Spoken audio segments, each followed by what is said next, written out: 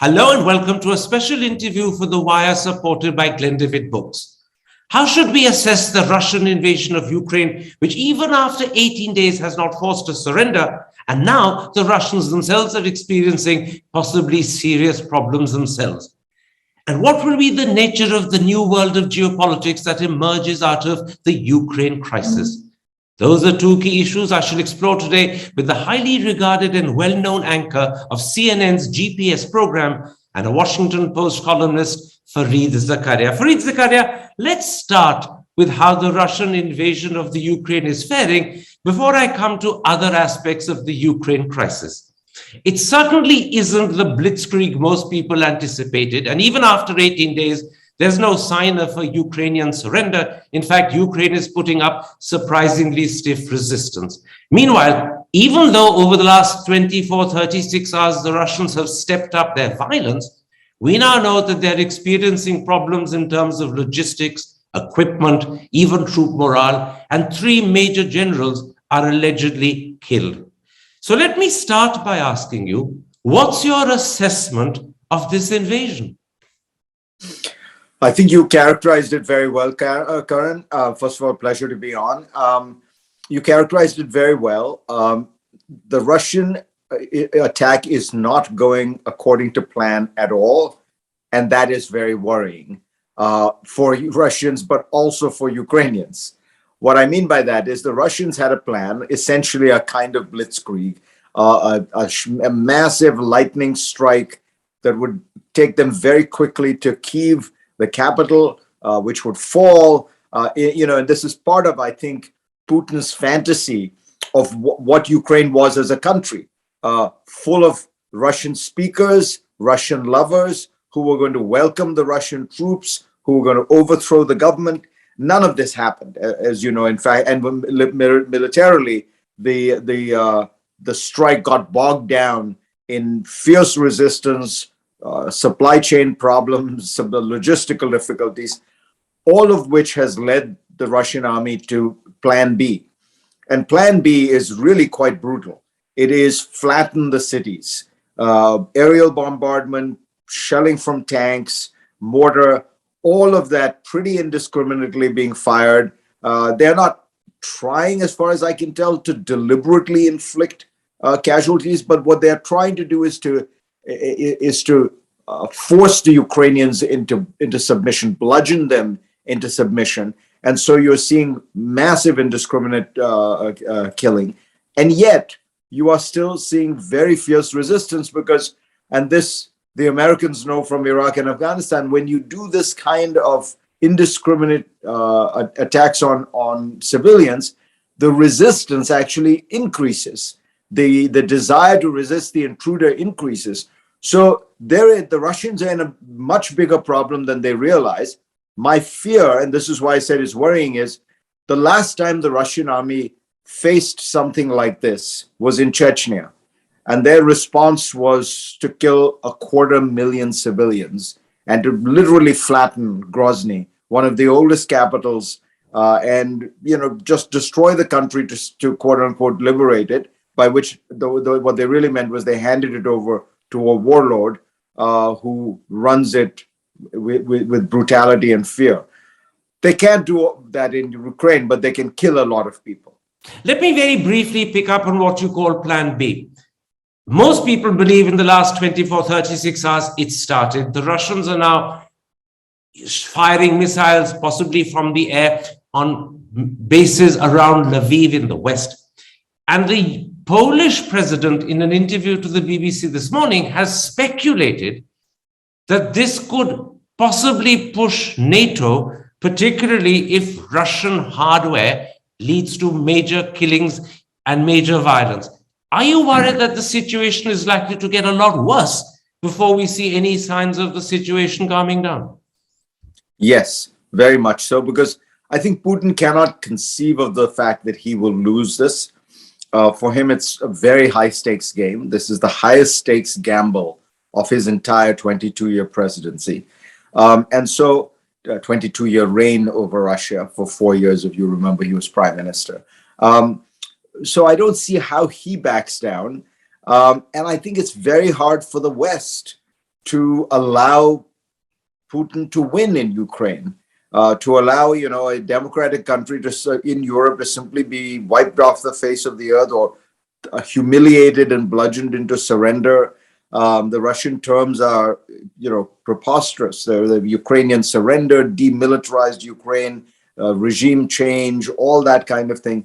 So both sides have their backs up. I think that the really interesting question, which is a frightening one, but a fascinating one for us, is is Putin worried about escalation? We all worry about escalation, right? We're worried that this will escalate and suddenly you will have NATO involved and then you have two nuclear superpowers facing off.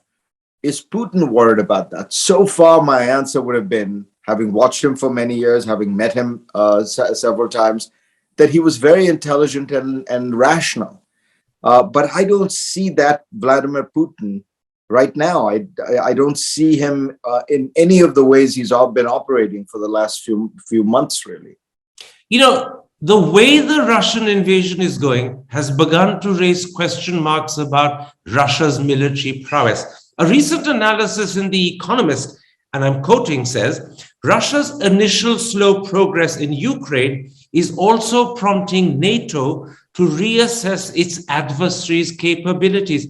Could it be that the lack of success in Ukraine is leading people to read down the Russian threat? Or would that be a premature, unjustified conclusion? I think it's premature and unjustified. I think, firstly, let's remember, we're in the early days of this military occupation. You mentioned the Blitzkrieg. I don't remember the numbers exactly, but I think it took something like 4 weeks for France to fall. I think it took about 30 days for Poland to fall. We're in day, 17, 18, something like that. So, the fact that they are certainly experiencing many more problems than they thought and much more resistance than they did does not mean, unfortunately, that they will not ultimately prevail through sheer brute force, bludgeoning, submission, bombardments, civilian killings. So if they do that, will we assess that their military was weak? Well, when they're up against countries like Ukraine, and I have to say even Poland, where they have a 10-1 advantage, I'm not sure. I mean, Poland's big difference is, of course, it has a NATO guarantee. But I think that the Russian army is proving to be less, it is not as efficient and effective as the United States, even, man for man, person for person. But maybe that's not, what they're going for. What they're going for is bigness, not brains, bludgeoning force. And maybe they will achieve what they want. This is my fear. So I think it's a little premature. Everybody's worried about, what will a cornered Putin do? And my response to that is, he's not cornered yet. He thinks he's moving forward slowly, brutally, but he's moving forward. Now, one of the things that has happened side by side with the invasion is that there are talks happening between Russia and Ukraine on the Belarusian border, and Putin at least claims they're happening almost on a daily basis. That hasn't been said by the Ukrainian side. But I noticed that a few days ago, Zelensky, in an interview to ABC, seems to have indicated a certain willingness to give up his country's quest for NATO to seek some sort of compromise on Donbass. Is that because of the military pressure he's under? Or would he have anyway taken this position, and was the invasion not necessary? It's a great question, Karan. I think that Putin could have achieved many of his objectives without the war. The buildup itself had rattled the Europeans. I know for a fact that through sources that Scholz, the Chancellor of Germany, told him point blank in their one-on-one meeting, Ukraine will not be a member of NATO. Boris Johnson told him something similar. On the phone, I gather, which is, your central concern here is one you shouldn't worry about, because while we will not say it officially, de facto, NATO is not going to take Ukraine in. And frankly, there had been enough. Remember, NATO is a consensus-driven organization. So one country voting against means you can't join. And Hungary had already essentially said that it was not going to vote for it. Now, whether he would have gotten the recognition of the Donbass and Crimea, clearly the Ukrainians and Zelensky were very reluctant to give up the dismemberment of, what were their sovereign borders, guaranteed, by the way, in 1994 by the Russians. But you're right in your reading of the situation, and Zelensky has been from the start of the war very willing to negotiate, very willing to talk, keeps calling for one-on-one talks with Putin, and had previously indicated, even before the war, he said maybe the NATO membership was a dream, not a reality for Ukraine. The problem is not the Ukrainian side in terms of the deal. The Ukrainians are showing every willingness to compromise on exactly the issues you mentioned. The Russian demands, however, in addition to the ones you mentioned, which were, not joining NATO, recognizing Crimea, recognizing Donbass, are the replacement of the regime, what Putin calls denazification, demilitarization of Ukraine. Ukraine would have no army. Writing the NATO thing into the constitution, and a formal surrender. This is my understanding from people who've been at those talks. Those are the Russian demands.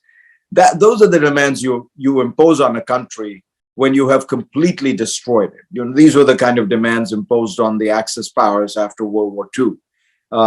This is not a negotiated end to a war. This is a war in which one side utterly destroys the other country, and in the ruins and rubble asks for those kinds of terms. So there seems to be, even here, a mismatch between the Ukrainians' willingness to negotiate and the Russian absolute maximalist demands. So you're saying a very interesting thing. You began by saying that, in fact, if he'd been a bit more patient and a bit more rational, he could have achieved a lot of what he wanted through the negotiations that were underway without launching a war. Now that he's launched a war, he faces a public relations disaster.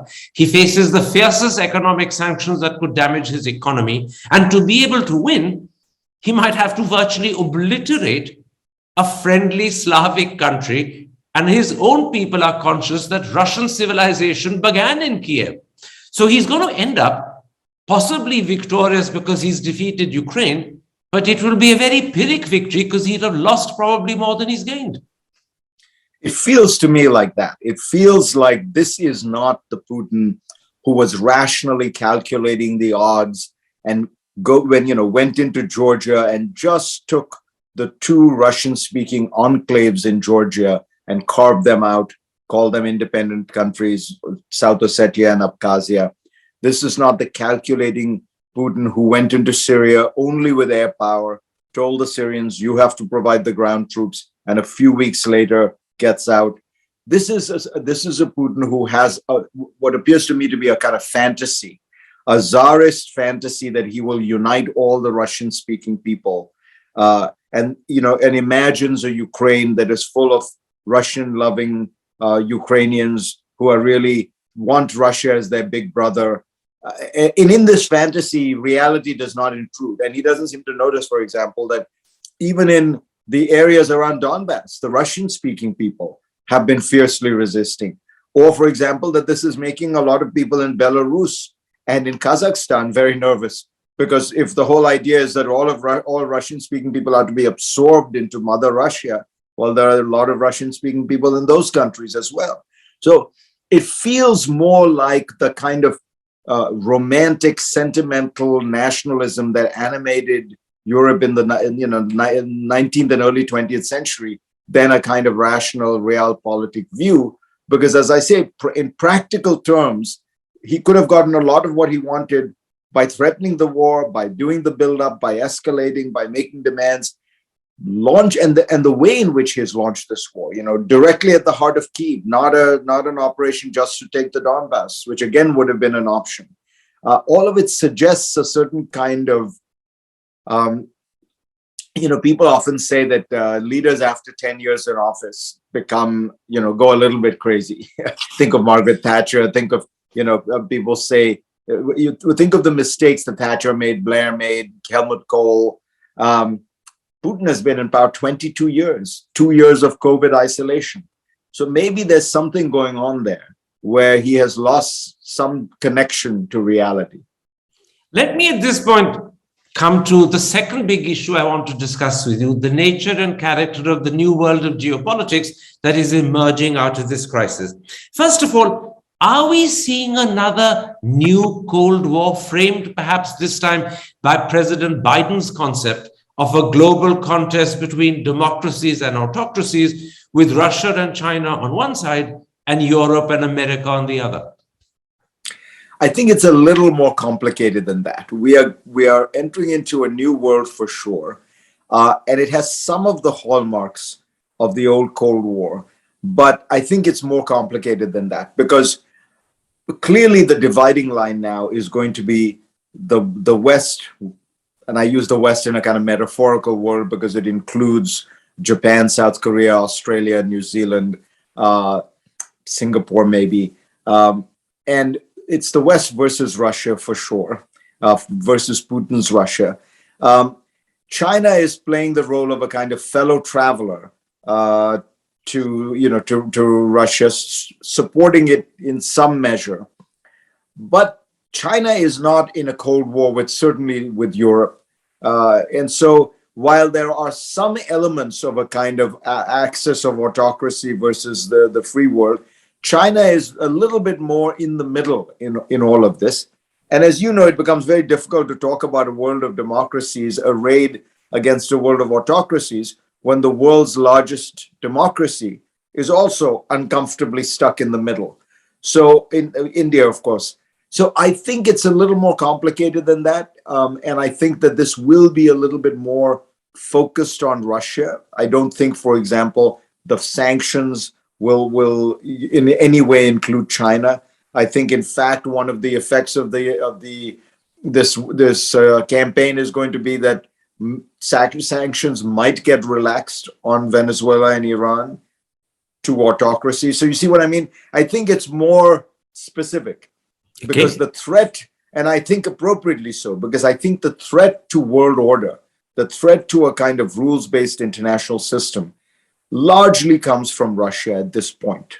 It is, Putin who is trying to tear up the rules of the road, who has invaded a sovereign nation, who is engaging in really what are war crimes, the attacks on civilians. So I think that I would both advocate and I would imagine that the focus will remain somewhat more narrowly on Russia, though it has some of the repercussions that you were describing. Let's focus a little on the China-Russia alliance. Does its strength lie in the fact that it stretches from the Arctic to the Himalayas, from the very borders of Eastern Europe to Vladivostok, and therefore it comprises an enormous land area? No, that's actually one of the weaknesses, Karan. So, for example, the Russians and the Chinese have talked about China helping Russia economically.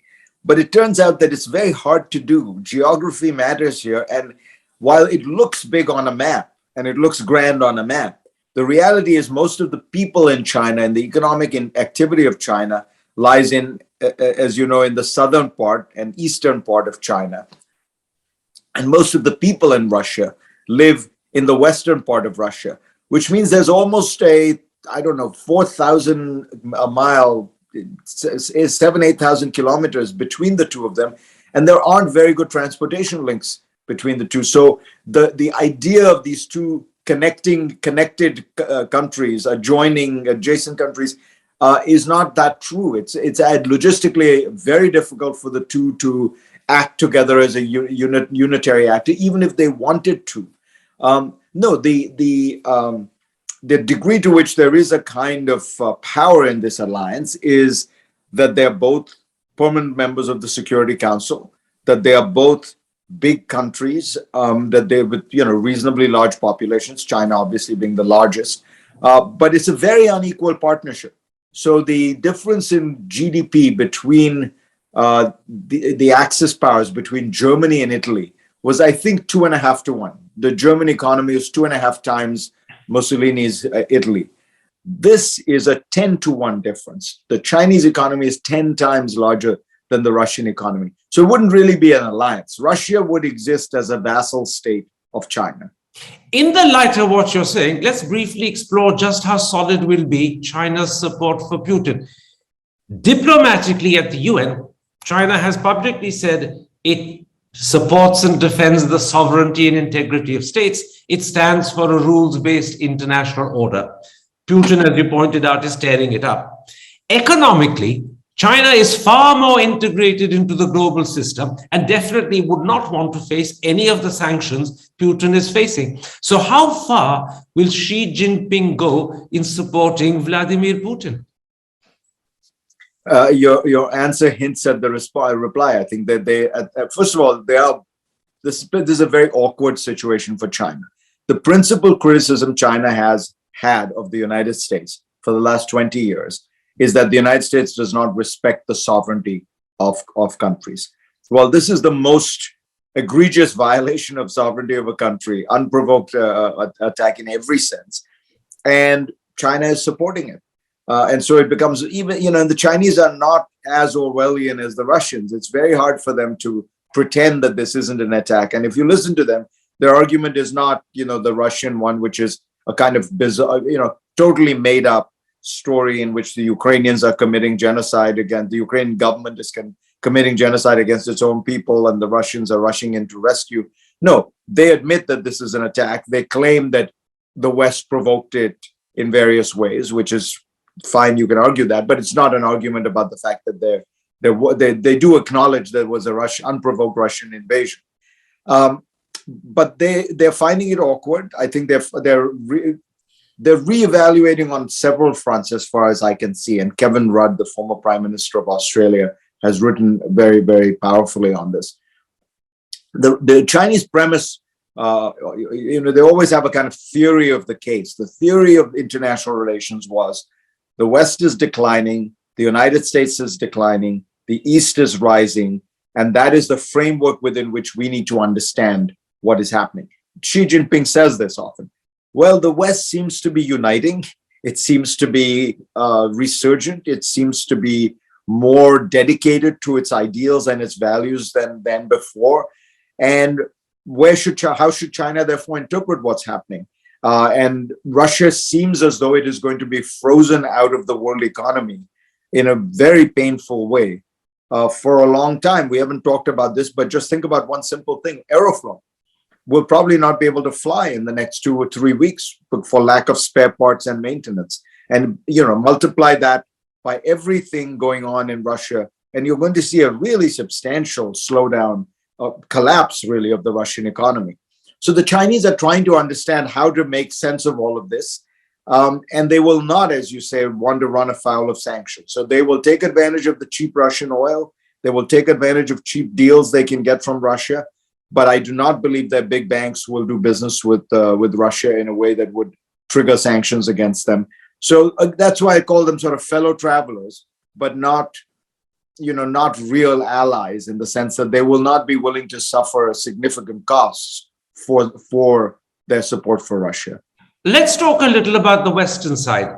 Just before the invasion happened, I saw a video of yours, and I'm assuming it's not an old one. Unfortunately, YouTube doesn't clarify, where you were fairly sharply critical of the fact that the United States has ended up not dividing its two principal adversaries, but uniting them. And you were suggesting in that video that this was a terrible blunder on the part of Washington. Could you explain that thought a little further, assuming this is a topical video and not an old one I've seen? No, it's a topical one, and I very much feel that way. Look, the United States Biden administration came into office. And one of the things that many people believed around the world, and certainly the Chinese believed, was that the Biden administration was going to fundamentally reverse Trump's foreign policy. And a key part of that foreign policy was a very undifferentiated, blunt, and crude attack on China. Tariffs against China, angry rhetoric against China, accusations that it deliberately caused COVID to be spread around the world. All that kind of thing. Biden had said during the campaign that, I think he said on day one, but certainly he said that he would lift the Trump sanctions on China because they were poorly thought through and were damaging America as much as China. All true. He did none of it. In fact, they double down on a kind of very, very tough policy on China. They accuse the Chinese of genocide in Xinjiang. The Anchorage summit begins with a kind of public denunciation of China, and all the tariffs stay in place. In fact, new ones are put on. So the Chinese believe that the Biden administration has decided to double down on this policy and then, and kind of try to contain China. Then comes the Russian invasion, and the Biden administration starts looking around for China to distance itself. And guess what? The Chinese are not willing to have a serious conversation about it. And my point was, this was a blunder. We should have been, first of all, always trying to have a more practical working relationship with China. China is an adversary of the United States. It is the long-term adversary of the United States. But that does not mean you need to have a Cold War with China. That's a kind of mistaken way of thinking about the world. And now they find themselves in the situation where the Chinese, smarting from that treatment by the Biden administration, is very unwilling to talk about having a more nuanced position on Russia, distancing itself from Russia. And so I feel as though the Biden administration got hoisted on its own petard. It was doing what I described, partly for domestic reasons. It's very easy to be anti-China in Washington these days. And they've lost sight of the principal rule of strategy. Divide your adversaries. Try to find ways to exploit differences. That was the whole point, after all, of Nixon's trip to China. China and Russia at the time were two closely allied fellow communist countries. And by the way, China was not, people forget, China was not a reforming China when Richard Nixon went to Moscow. It was China in the throes of the Cultural Revolution, with Mao helping revolutionaries, like anti-American revolutionaries all over the world, from Latin America to Southeast Asia. So it was in that context that Nixon and Kissinger divided the adversaries. And we have not shown that skill, and have instead, for kind of ideological and domestic political reasons, ended up in a situation where China is supporting Russia, to my mind, more than it really wants to or needs to, because Washington and China have such sour relations.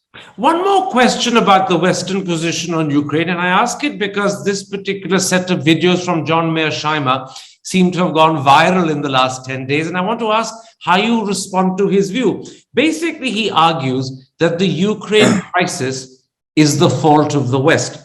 And he makes a very simple point. He says, by reneging repeatedly on admittedly verbal, not written assurances given by the West, starting with James Baker, that NATO would not expand into Eastern Europe, it would not enter former Soviet territories, the West has been deliberately poking the Russian bear in the eye. And therefore, what happened in Ukraine was not just a result of that provocation, but should have been expected. How do you respond to that argument? So I do think there is something to it. At the time, I was skeptical of NATO expansion. I wrote about it at the time. My own view was that we should take in Poland, Hungary, and the Czech Republic, Czech and Slovak republics, what were called the Visegrad countries. Perhaps we should take in the 3 Baltic states, and but that was it. That we should limit NATO expansion to those 6 or 7 countries, and then have a strategic dialogue with the Russians to try to find a way to create a kind of more stable security space. And I still think that balance would have been the right one. That the Russians would not have felt provoked. Those were countries that if you remember, when those countries were taken, they did not kind of holler too much about it. The real issue, where Mearsheimer is right, is the Bucharest Declaration of 2008, where NATO seemed to open the door to Ukraine and Georgia, which clearly were the kind of last straw for the Russians. And I say seemed to because it's a very weird declaration. The actual policy that was adopted was Ukraine and Georgia were not going to be accepted to NATO. They said, we're not going to take you, but we opened the door that at some later point you might be. So sort of the worst of both worlds. You dangle this carrot in front of them and a red flag in front of the Russians without actually giving it to them. So, as I say, I do think there's a lot to what John talks about. I do think he doesn't take into account two things. One is these countries in Eastern and Central Europe were absolutely traumatized by 40 years of Soviet domination. It's worse than even having lost a war to Russia. They had spent 40 years in a kind of comprehensive totalitarian submission to Moscow. They were desperate to get free from that. And they were desperately searching for some assurance that they would not be once again dominated by Moscow. To have had all these countries, dozens of countries, deeply insecure, searching for stability in the middle of Europe would not have been a recipe for stability. To have had them completely anchored, unanchored, unmoored in that. So that's why I was searching for some compromise. And the second is that Russia went in a very different orientation after about the first 45 years of Putin.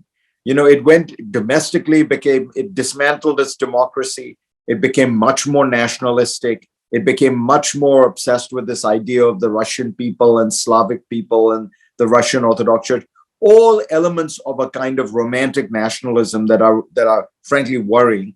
And add to that this feeling of humiliation that it had been humiliated during the collapse of the Soviet Union, which again reminds you of the kind of things that Germany felt in the 1920s and 30s. So there were very powerful discontents in Russia that were creating this vengeful nationalism that we have seen come out.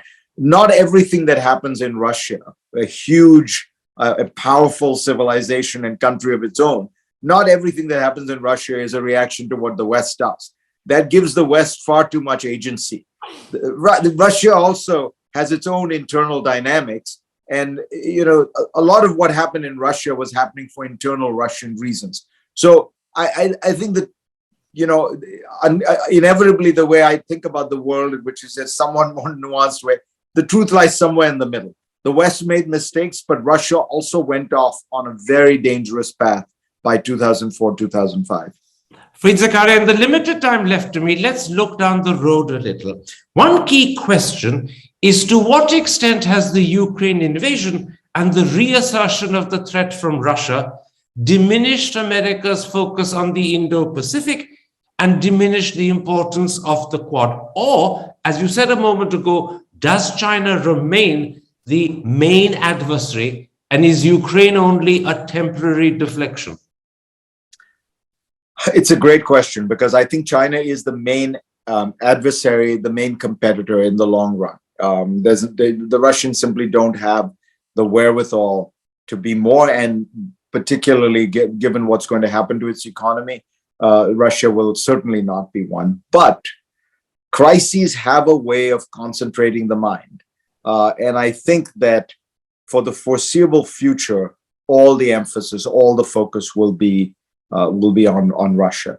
I was saying to a friend of mine in the Biden administration, you now know what your job is going to be for the remainder of the Biden presidency. It is going to be this contest with Russia, the war in Ukraine, the aftermath of the war with Ukraine. There's no bandwidth, there's no space for anything else. The other stuff will continue. I don't think that there's any, the policy will not change, but the focus, the emphasis on the policy will all be directed at Russia right now. And that will have some beneficial effects. It will, it revives the West, it revives Europe. A very interesting, perhaps the most interesting strategic fallout of this crisis may turn out to be a Europe that gets more united on foreign and defense policy and begins to think of itself a little bit more as a strategic player. For example, using its defense dollars to actually secure its eastern border. So far, Europe has really, to the extent it has defenses, they're all make-work programs that, the Belgians, the Danes, they have national defenses. Well, who's going to attack Belgium and Denmark? What they really need are forward deployments to secure the eastern border of Europe against Russia, frankly. If that happens, if Europe is transformed into a more of a kind of fighting superpower, then you have, 55% of global GDP. If you add Japan and South Korea and Australia and the rest, you're probably 65% of global GDP. You have a purposeful, united, strategically focused alliance of democracies upholding liberal values, upholding a rules-based international order. That's a very different, more energized, more purposeful alliance of democracies that has existed since the Cold War. But the corollary for India is that if the focus shifts more to Europe than to the Indo-Pacific, and if there's no, as you put it, bandwidth or space for anything else, then the importance of the Quad diminishes, and the Quad was certainly central to Indian foreign policy, although even as far as the Quad is concerned, India is an outlier over the Ukraine issue. All the other three members have sharply criticized Russia. The best India has done is in its explanation of vote to talk about sovereignty and integrity and rules-based orders. But when it came to the vote, we've repeatedly abstained. So this means that from the Indian standpoint, the importance and centrality of Quad in the Indo-Pacific has either diminished or the Biden administration will have less time for it. Yeah, look, to my mind, for India, this is yet one more reminder that I've said this for years now. India is not grappling with the central strategic issue it faces, which is the rise of China. The rise of China is the dominant strategic reality for India. And India has, to my mind, really not woken up to this reality. If you look at Indian, defense spending, if you look at the Indian Foreign Service, the Chinese Foreign Service per capita, in terms of dollars spent per capita, it's fine, it's bigger, it's a bigger country, is 5 times that of India's. So India is not putting its foreign policy muscle, it's not beefing up its foreign policy muscle, it's not beefing up its defense muscle in the appropriate manner, and it has not reoriented its foreign policy to take into account this central strategic reality. I believe that Manmohan Singh was trying to make that happen with his nuclear deal with the US, and was trying to trigger a kind of reorientation. But it never really happened. India, as you point out, India has always been the most reluctant member of the Quad, usually sending very junior officials, rarely were willing to participate in serious defense discussions. And, to me, there remains in Indian foreign policy, first, a kind of desire to just be above it all, to be multi-aligned, as the current phrase is.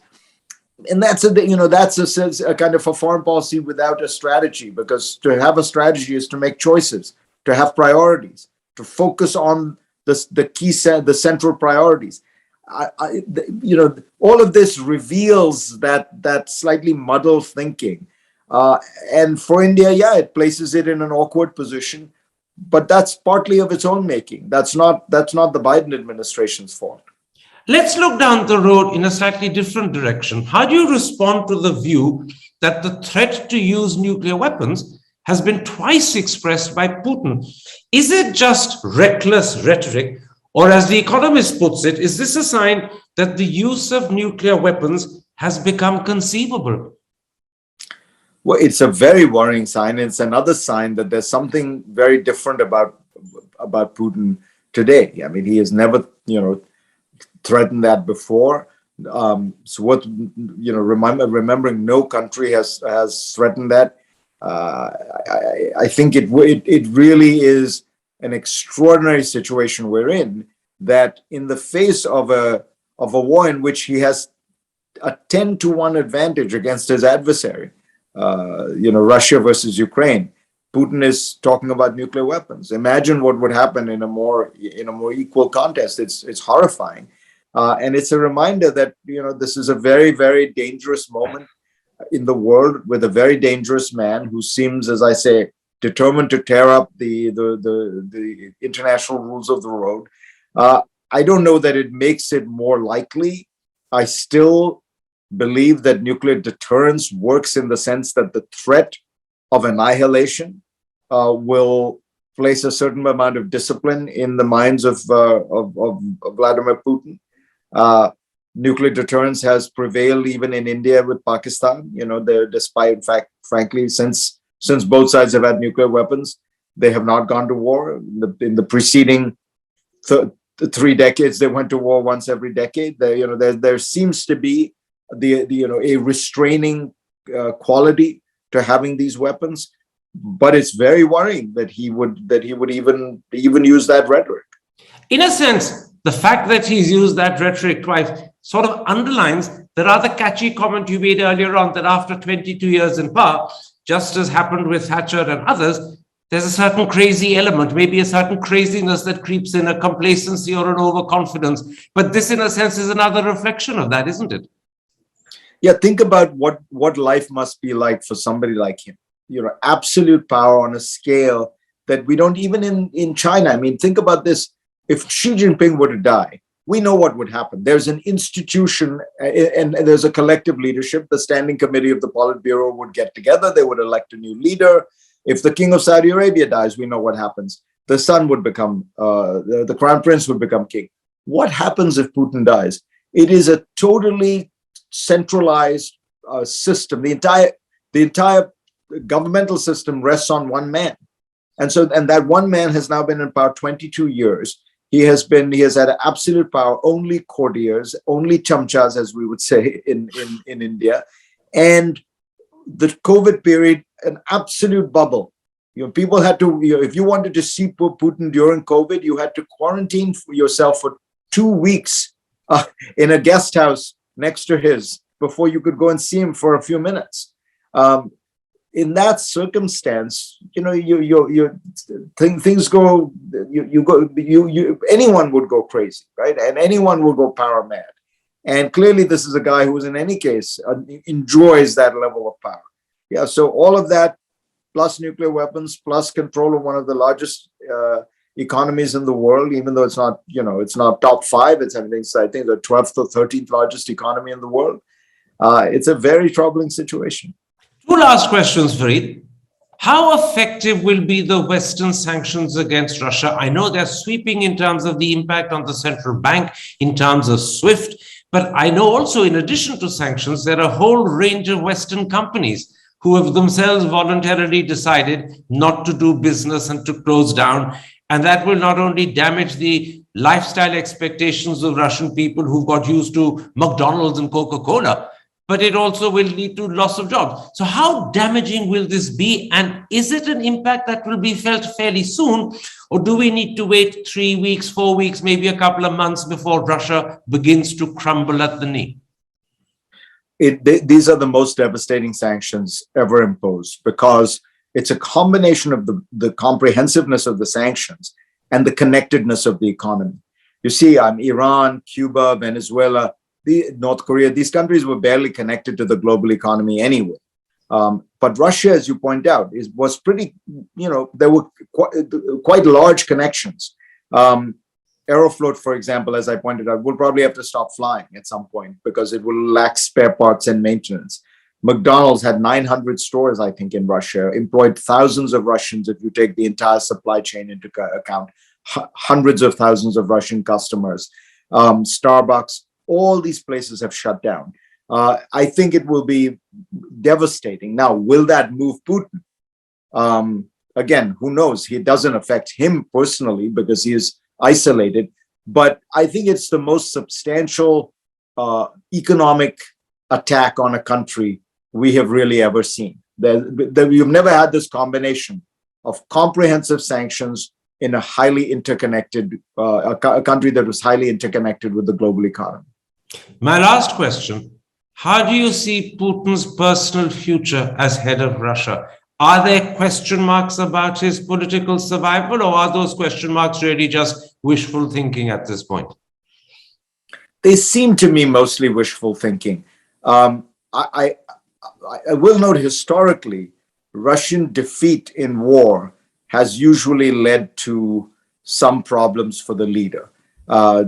Defeat of, the fact that they were doing badly if you look back to the 19th century, you see defeat in war leads to either massive concessions or there's something like that. The defeat of course, World War I led to the Bolshevik Revolution. Even if you look at something like the Cuban Missile Crisis, when Khrushchev is humiliated essentially loses that contest, very quickly he's shown the door by the Politburo.